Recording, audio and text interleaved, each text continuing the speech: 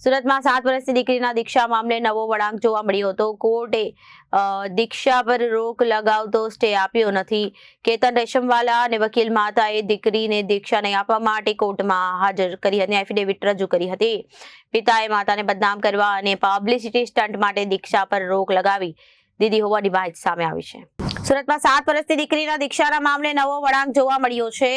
કોઈ દીક્ષા પર રોક લગાવતો સ્ટે આપ્યો નથી અને કેતન રેશમવાલાએ વકીલ માતાએ દીકરીને દીક્ષા નહીં આપવા માટે કોર્ટમાં એફિડેવિટ કરી હતી। પિતાએ માતાને બદનામ કરવા માટે પબ્લિસિટી સ્ટન્ટ માટે દીક્ષા પર રોક લગાવી દીધી હોવાની માહિતી આપી હતી। જાતે જ એફિડેવિટ કરી હતી અને સમાજને બદનામ કરવા માટેના પ્રયાસો કર્યા હતા।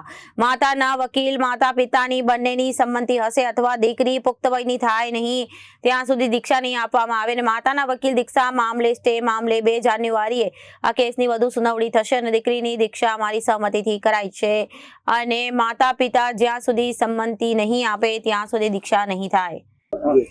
શું કહેશો જે રીતે દીક્ષા બાળકીને લઈને આખો વિવાદ ચાલી રહ્યો છે અત્યારે કઈ રીતે હવે નિર્ણય આવ્યો છે? બસ નિર્ણય આપ્યો છે ને કોર્ટને। અમે એ જ કીધું છે કે એફિડેવિટ આપો તમે, મારે દીક્ષા મોકૂફ રાખ્યું છે। પિતાની સંમતિ હશે ત્યારે જ કરશું। હવે જ્યારે દીક્ષાનો એક તરફ મુહૂર્ત આવી ગયું છે, મારા સાહેબ આપી દીધું, હવે કઈ રીતે આપો દીક્ષામાં? દીક્ષા બંધ જ રાખી છે ને, મોકૂફ જ કરી દીધી છે ને। પિતાની સંમતિ નથી એટલે દીક્ષા બંધ જ છે। મેં જ સામેથી કહી દીધું છે કોર્ટને, અમે જ એફિડેવિટ આપી છે કે અમે બંધ જ રાખીએ છીએ। તમારી શું માંગ હતી કોર્ટ સમક્ષ? હવે શું વકીલ દ્વારા દલીલો રજૂ કરાય? એ તો મને નહીં ખબર પડે।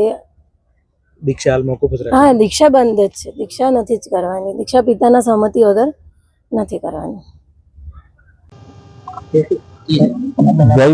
કેતન રેશમવાલા એડવોકેટ। ગઈકાલે ફેમિલી કોર્ટ રૂબરૂ દીક્ષા અને મેટર રિલેટેડ કેટલીક ભ્રામક ચર્ચાઓ અને બ્રીફિંગ કરવામાં આવ્યું। એ બાબતે સાચી માહિતી આપવા માટે આજે મેં આ પ્રેસ કોન્ફરન્સ બોલાવેલી છે। અમને ફેમિલી કોર્ટની નોટિસની બજવણી થતાં અમે ફેમિલી કોર્ટ રૂબરૂ હાજર થયા અને અમે સ્વેચ્છાએ સોગંદનામું જાહેર કર્યું। સોગંદનામા ઉપર અમે એવી હકીકત જાહેર કરી કે જે ફેબ્રુઆરી મહિનામાં દીક્ષાનો કાર્યક્રમ આયોજિત થનાર હતો તે અમે મોકૂફ કરી દીધો છે। અમે દીક્ષાનું કોઈ હવે આયોજન કરનાર નથી। નામદાર કોર્ટ દ્વારા અમારી એફિડેવિટ રેકોર્ડ ઉપર લેવામાં આવી અને મેટર સિમ્પલ એડજોર્ન કરવામાં આવી। એ અરજી હેઠળ નામદાર કોર્ટે કોઈ હુકમ કરેલ નથી, પરંતુ એ ભ્રામક અને ખોટા સમાચારો પ્રસિદ્ધ કરવામાં આવ્યા કે નામદાર કોર્ટ દ્વારા દીક્ષા ઉપર સ્ટે આપવામાં આવ્યો છે। તે હકીકત બિલકુલ સદંતર ખોટી છે। નામદાર કોર્ટ દ્વારા કોઈ મનાઈ હુકમ આપવામાં આવેલ નથી।